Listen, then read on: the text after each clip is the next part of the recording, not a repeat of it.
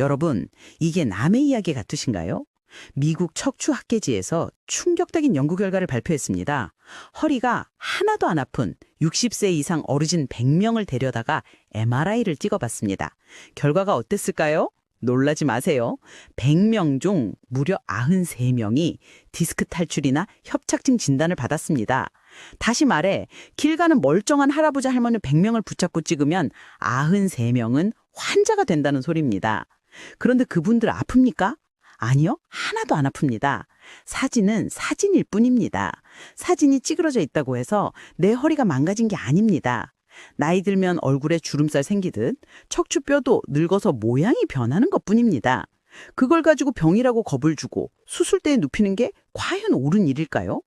최정식 어르신도 만약 그때 MRI를 안 찍고 그냥 진통제 드시면서 걷기 운동 꾸준히 하셨다면 지금쯤 웃으면서 상추를 뜯고 계셨을 겁니다. 그럼 도대체 우리는 어떻게 해야 할까요? 기준을 딱 정해드리겠습니다. 첫째, 다리에 힘이 빠져서 걷다가 자꾸 주저앉거나 대소변이 줄줄 새서 조절이 안 될 때, 이때는 진짜 위험신호니까 바로 MRI 찍고 수술하셔야 합니다. 둘째, 그냥 허리만 아프고 엉덩이만 좀 쑤시는 정도라면 절대 MRI 찍지 마세요. 100만 원 아껴서 쿠션 좋은 비싼 운동화 하나 사시느세요. 그리고 동네 한 바퀴 천천히 도세요. 그게 명의보단 낫습니다. 셋째, 물리치료 받으시고 뜨거운 찜질 자주 해주세요.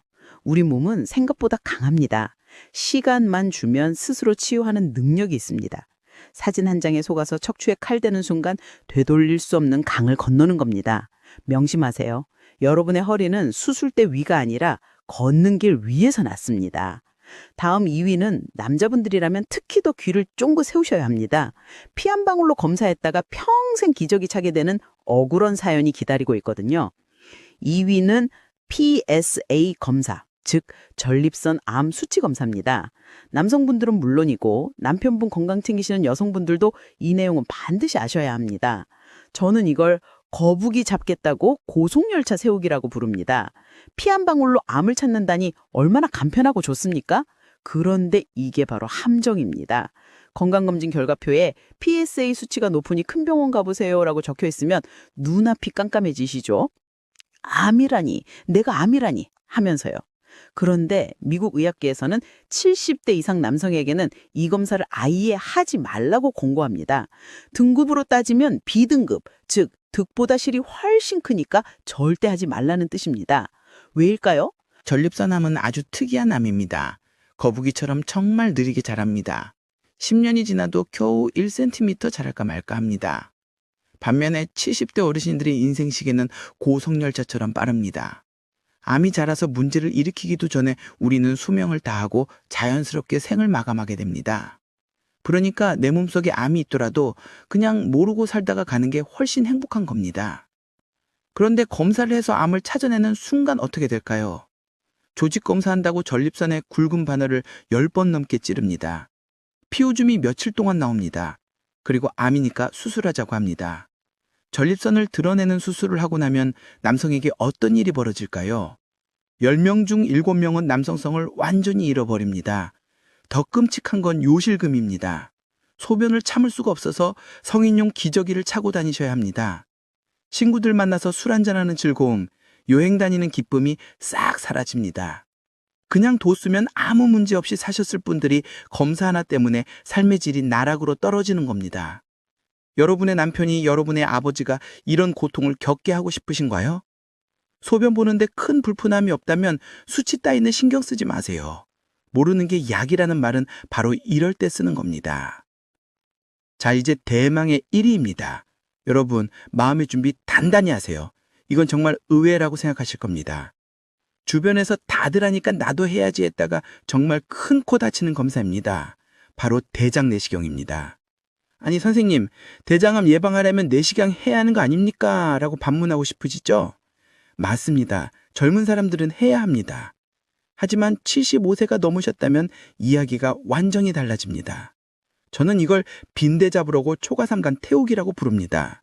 빈대 한 마리 잡겠다고 집에 불을 지르면 되겠습니까? 미국 의사협회에서는 75세 이상은 대장 내시경을 중단하라고 강력하게 권고합니다. 왜냐하면 검사를 받다가 생기는 사고 위험이 암을 예방하는 이득보다 훨씬 크기 때문입니다. 쉽게 설명해 드릴게요. 대장 내시경 하려면 전날부터 어떻게 합니까? 맛없는 물 약 4리터씩 마시고 화장실은 12번도 더 들락거리며 속을 다 비워내야 합니다. 젊은 사람도 탈진할 정도로 힘든 과정입니다. 75세 넘으신 어르신들은 이 과정에서 탈수가 오고 전해질 불균형이 와서 쇼크로 쓰러지기도 합니다. 게다가 내시경 기계가 장 속을 회집고 다니면서 장벽을 찌르거나 긁어서 구멍을 낼 확률이 75세 이상에서는 급격하게 올라갑니다. 200명 중 1명꼴로 장에 구멍이 뚫리는 천궁이 발생합니다. 장에 구멍이 뚫리면 어떻게 될까요? 뱃속이 똥물로 가득 차서 복막염이 오고 긴급 수술을 해야 합니다. 멀쩡히 걸어 들어갔다가 구급차 타고 중환자실로 실려가는 겁니다. 제 친척분 이야기를 하나 해드릴게요. 저에게는 정말 어머니 같은 이모님이 한 분 계십니다. 올해 80이 되셨죠. 작년 추석에 자식들이 효도 선물이라면서 100만 원짜리 종합검진을 예약해드렸습니다.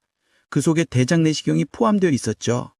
제가 그 소식을 듣고 당장 전화해서 취소시켰습니다. 이모, 지금 변비 있어? 변 볼 때 피 나와? 아니, 그런 거 없어. 소화도 잘 돼? 그럼 절대 하지 마. 그거 하다가 이모 큰일 나. 자식들은 난리가 났습니다. 전문가인 이모가 왜 검사를 못하게 하냐고요. 제가 딱 잘라 말했습니다. 너희 엄마 장이 종이장처럼 얇아져 있는데 거기에 기계 넣었다가 찢어지면 너희가 책임질 거냐?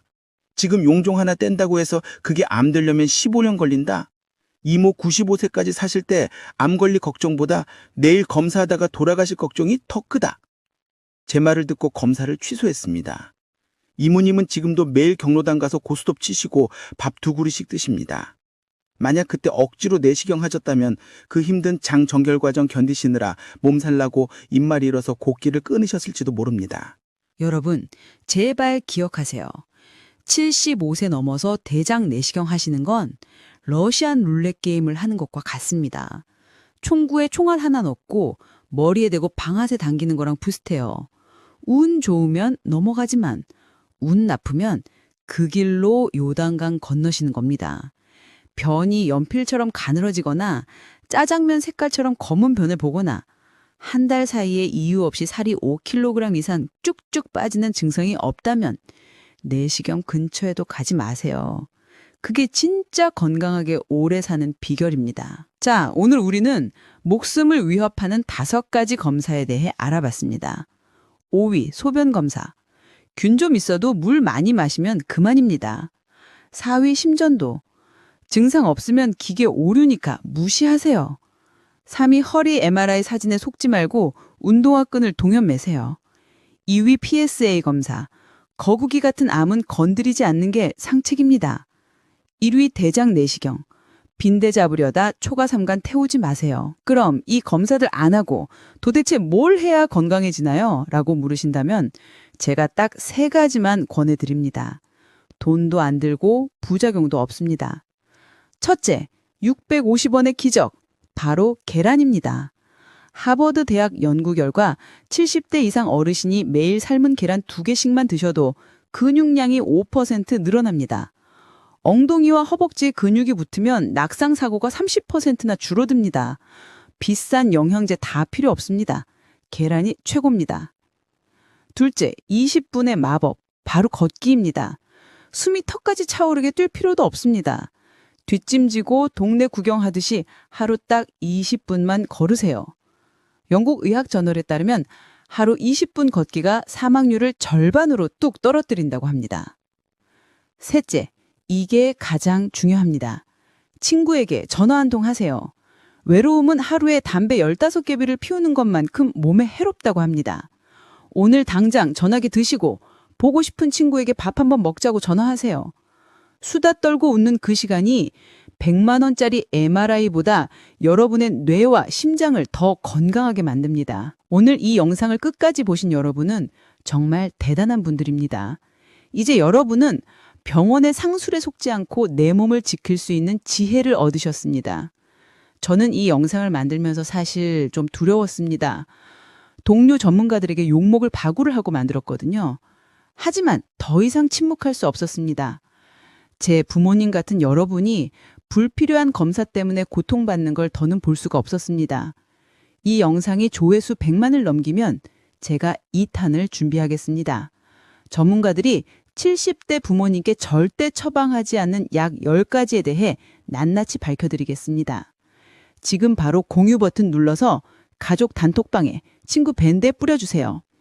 여러분의 공유 한 번이 누군가의 생명을 구할 수도 있습니다. 좋아요 한 번이 저 안선영에게는 정말 큰 힘이 됩니다. 댓글로 여러분의 다짐을 남겨주세요. 오늘부터 계란 드실 분은 1번, 걷기 시작하실 분은 2번, 친구에게 전화하실 분은 3번을 적어주세요. 그리고 일주일 뒤에 다시 오셔서 저 해냈습니다 라고 대댓글 달아주세요. 제가 하트 꾹 눌러드리겠습니다. 여러분, 나이 든다는 건 병원이랑 친해지는 게 아닙니다. 내 몸의 소리에 귀 기울이고 불필요한 건 과감하게 쳐내는 지혜가 필요한 때입니다. 오늘 당장 시작해보세요. 멀쩡한 몸을 환자로 만들지 말고 진짜 건강을 챙기세요. 여러분은 충분히 그럴 자격이 있습니다. 지금까지 깐깐한 건강 전문가 안선영이었습니다. 감사합니다. 사랑합니다.